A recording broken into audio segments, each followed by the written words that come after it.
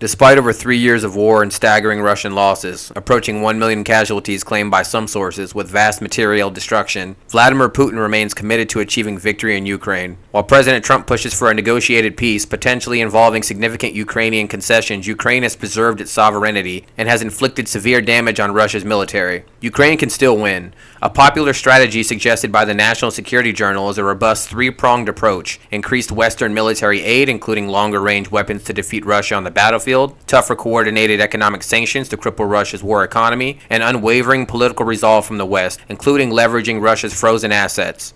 According to the British Defense Ministry, Russia has suffered 1,100,000 casualties, dead and wounded, in the war as of September 20th. It should be noted that Russia's casualties in 2024 were the highest of any year of the war. Here are the numbers in terms of armored vehicles, armor, artillery, aircraft, and material as of September 20th. 11,192 tanks, 23,280 armored fighting vehicles, 32,927 artillery systems, 1,492 MLRs, 1,218 anti-aircraft warfare, 422 planes, 341 helicopters, 61,045 UAVs, 3,718 cruise missiles, 28 ships, 1 submarine, 62,168 cars and cisterns, and 3,968 special equipment. Ukrainian losses have also been high, more than 400,000 total. Civilian deaths are estimated to be about 13,000, but that number is sure to rise. A drone superpower. In June, the British government announced a new aid package for Ukraine, pledging to deliver 100,000 drones by the end of the current financial year in April 2026. The move marks a tenfold increase in drone shipments and reflects how unmanned aerial vehicles have reshaped the nature of battle in Ukraine. British officials say that drones have transformed the way Ukraine fights, giving its military an effective means of disrupting Russian operations far beyond the front lines. Defense Secretary John Healey is expected to formally unveil the plan at a 50-nation Ukraine Defense Contact Group meeting in Brussels, which will be co-hosted by Germany. Since the beginning of the war, the United Kingdom has consistently positioned itself as one of Ukraine's most committed Western allies, and Healey reinforced his country's commitment to helping Ukraine in a statement.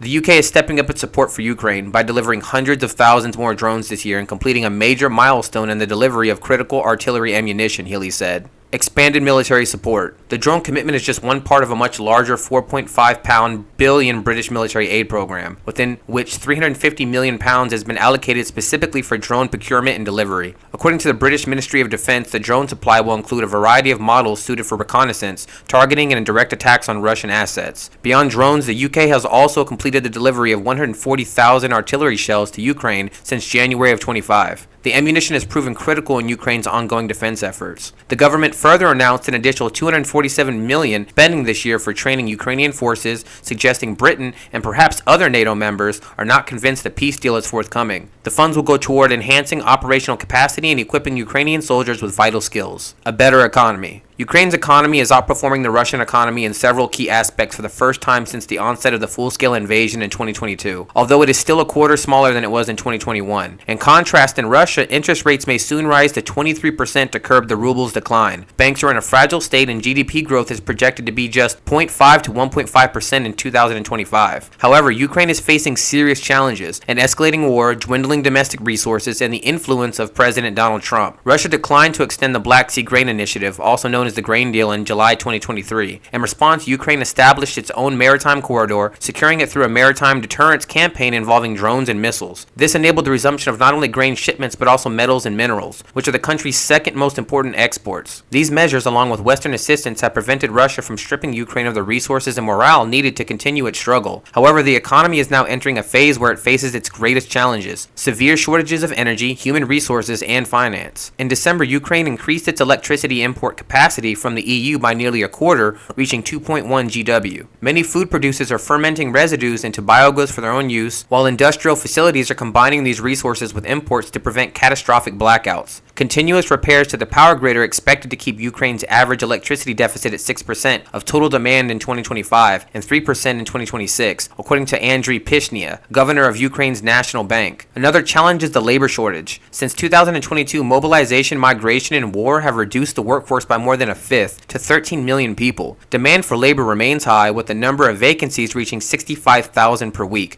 compared to just 7,000 in the early weeks of the war. However, there are only 1.3 applications per vacancy down from 2 in 2021. The Ukrainian economy and defense ministries are grappling with the balance of mobilization, trying to allocate resources effectively for the country's future. So far, civilian leadership has refrained from meeting the maximalist demands of the military, which is detrimental to the war effort. Even industries that are considered critical can now exempt only half of their employees from mobilization. Another issue is the lack of funds. Small farms and businesses struggle to borrow enough money to finance their operations, and long-term investments have become nearly impossible. Rising business costs have reduced profits. Companies serving domestic customers are passing some of these costs on to consumers, contributing to inflation. However, exporters competing in global markets cannot afford to do the same. The government is also spending far more than it receives. In 2025, the budget deficit is projected to be around 20% of GDP, with nearly all of its deficit, $38 billion US, planned to be covered by external financing. A powerful psychology. The war's most valuable territory is the space, or the moral vacuum, between Vladimir Putin's ears, and by launching an offensive that has seized 500 square miles of Russian territory around Kursk, Ukraine, has won a part of the psychological realm. For dictators like Putin, there is no worse enemy than their own imaginations. It's not what Ukraine can actually do, it's what Putin fears Ukraine might do next. Dictators and other authoritarians crave the certainty of absolute control. They like to boast that their form of government is more efficient than the cumbersome decision-making in democracies. In reality, dictatorships are also more vulnerable to the fears and whims of their rulers. Even when the Third Reich was desperately short of manpower, Hitler insisted on keeping 300,000 troops in Norway because he was convinced the Allies planned to land there, although they never did. Stalin repeatedly misjudged German intentions and strategy in 1941 through 1942, and nearly destroyed his armies while making futile attacks against the advice of his generals. But woe to those who risk career or life to question tyrants who shield themselves reality. By invading Russia, Ukraine is forcing Putin to face the unpleasant truth that he has failed to defeat or even cripple Ukraine. In that sense, the 20,000 Ukrainian troops at Kursk are a form of psychological warfare. The irony is that for dictators like Putin,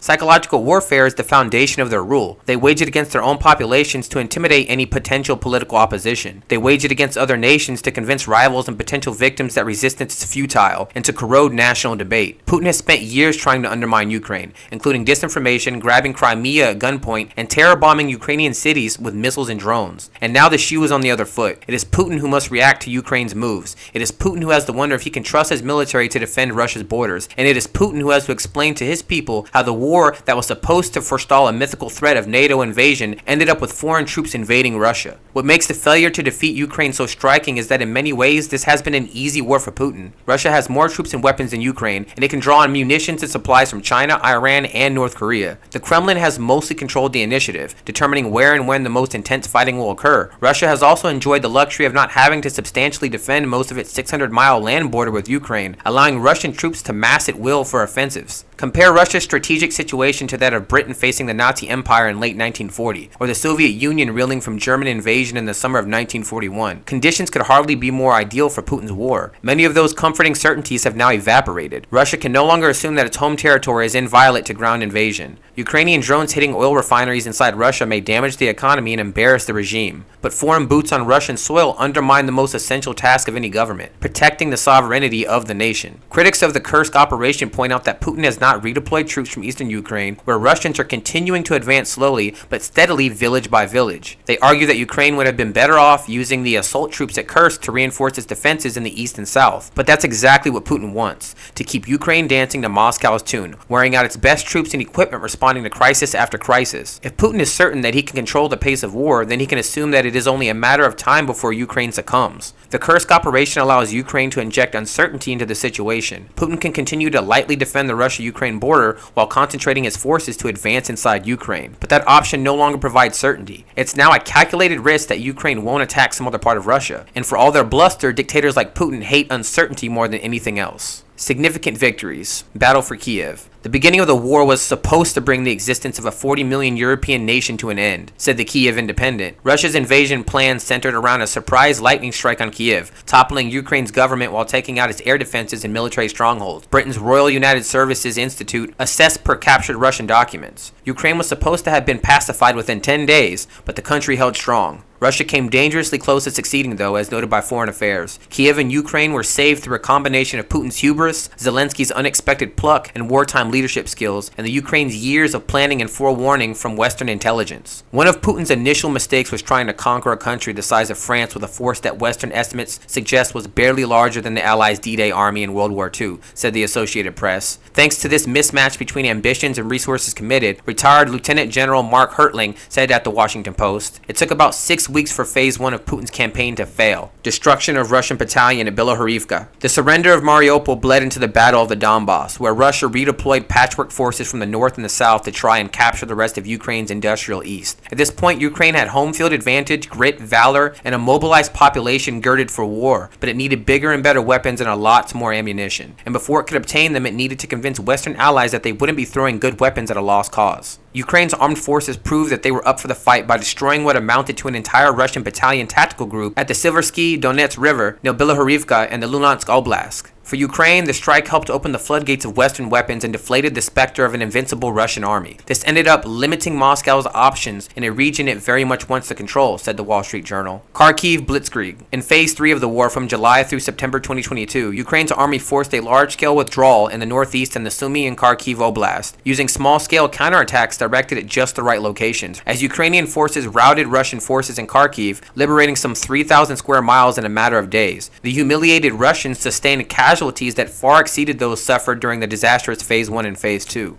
The scale of Ukraine's victory in Kharkiv Oblast stunned the entire world, but perhaps nobody was as surprised as the Russians themselves. The speed of events and the sheer scale of the collapse thwarted the Kremlin's efforts to suppress the military disaster and delivered a huge psychological blow for the Russian public, who learned for the first time that their soldiers in Ukraine were demoralized and beaten. Recapture of Kherson. The last major battle of the year of Russia's invasion of Ukraine was for Kherson, the only provincial capital Russia managed to capture before Ukraine turned the tide. And this battle ended in another humiliating defeat for Russia, which rewarded Ukraine's steady and surgical destruction of its supply and reinforcement lines by withdrawing across the Dnipro River rather than face another costly route like Kharkiv. Russia abandoned Kherson weeks after annexing its namesake province. Conclusion. The Ukrainians have mainly been fighting a war of attrition, trying to inflict as many casualties on Russian military units as possible in hopes of ultimately forcing them to give up their plan to conquer Ukraine. A three-pronged approach is needed to derail Putin's dream of installing a multipolar world order that would reverse the verdict of the Cold War and create a world divided into spheres of influence. First, militarily, Russia's war machine is close to being spent. They can't produce enough armor and armored vehicles to keep up with their losses. They began the war with vast reserves of men and armor, and while they still have plenty of manpower in reserve, they've been wasting their armor in poorly coordinated attacks that throw away men and machines to win a few yards of ground. Worse, their reserve armor is increasingly older, less capable, and in poor condition. The West has been needlessly cautious in its dealings with Putin, denying Ukraine the weapons needed to defeat Russia militarily. Putin has preyed upon this fear of escalation. If the US does cut aid to Ukraine, Europe must cut a deal with Washington to buy arms and ammunition and then turn them over to the Ukrainians. This means more fighters, artillery and tanks, longer-range missiles, infantry fighting vehicles, and ammunition. Ukraine also needs more drones of all shapes and sizes. The second prong is economic. Russia's economy is already worsening due to the war, and its fall could accelerate if Western leaders are willing to take the necessary steps. Greater coordination is needed among the United States, the UK, the EU, and other countries sanctioning the Russia war effort. Existing sanctions remain inadequate, while tougher measures are needed to target intermediaries. Third, politically,